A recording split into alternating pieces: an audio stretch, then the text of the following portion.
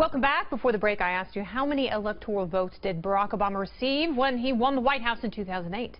282, 365, 320, or 308? The answer is a very comfortable and handsome 365.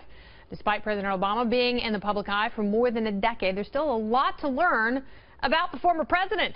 And not all of it is pretty. More than 1,000 interviews and many never-before-seen documents reveal Barack's rocky childhood, his drug use, and his love life, before he met Michelle. And it can all be found in the brand new book, Rising Star, The Making of Barack Obama.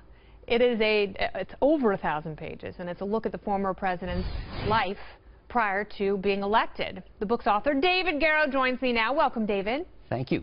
So you consider yourself to be a progressive Democrat? Correct. All right, and as a progressive Democrat, what was it about President Obama that drew you to him as a subject? When I started on this book in 2009, I had the great good fortune to stumble upon a list of all the community people in Chicago whom Barack Obama had worked with during his formative years in the 1980s.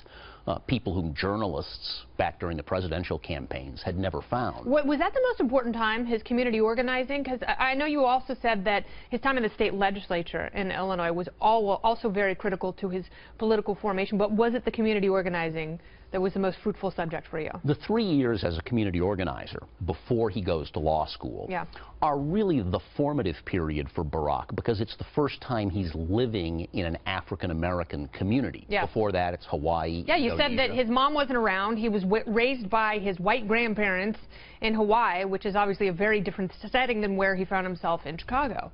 And during those Chicago years, even though he's working in a black community context, he's living that whole period with a woman who's half Dutch, half Japanese. And that would not be Michelle Obama. Right. Sheila Yeager, a scholar, one of the leading American experts on Korea nowadays. Interesting. And they had a very... Did you talk to her in the book? Yes. Yeah. I mean, at least, yes, for many years now. And were there any revelations from that relationship that you think would have been damning if journalists had done a deeper dive into his personal life, that era, before he ran for office? Not damning, but Barack, during that time, 1987, 1988, that's when he's first articulating that he wants a political career, a political future, and he's dreaming of the White House that early. You have to, though. I mean, in order to be president, you have to lay the foundation, essentially, for decades before your dream comes true. And after that, when he goes to Harvard for law school, I mean, that's a very purposeful choice on his part.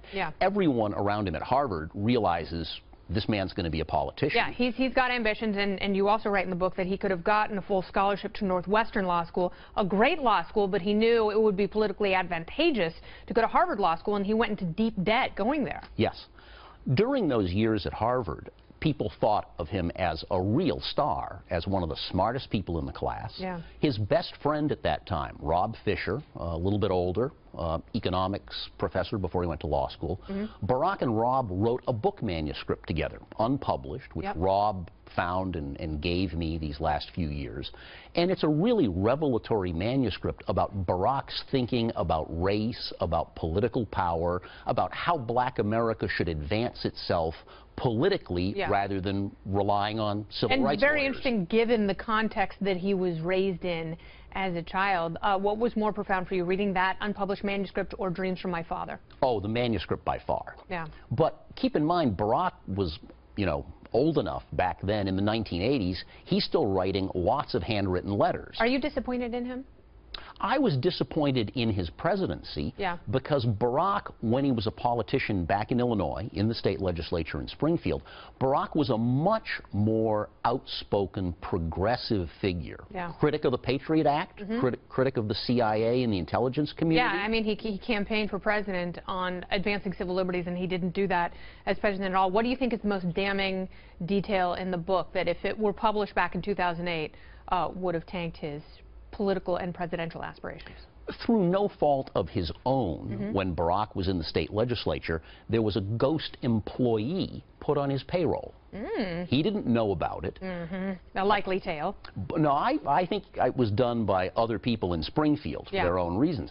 But if during his Senate campaign it had been revealed that William Higgins didn't really exist, there was no such person, that would have tanked Barack politically in 2004 through no fault of his own. But that's Illinois. That's the reality of Illinois politics. What a hottie with a naughty body. That is so true. What a corrupt place, an interesting place for that president to come from. And as you said, there's going to be no shortage of biographical information and books coming out about him over the coming decades.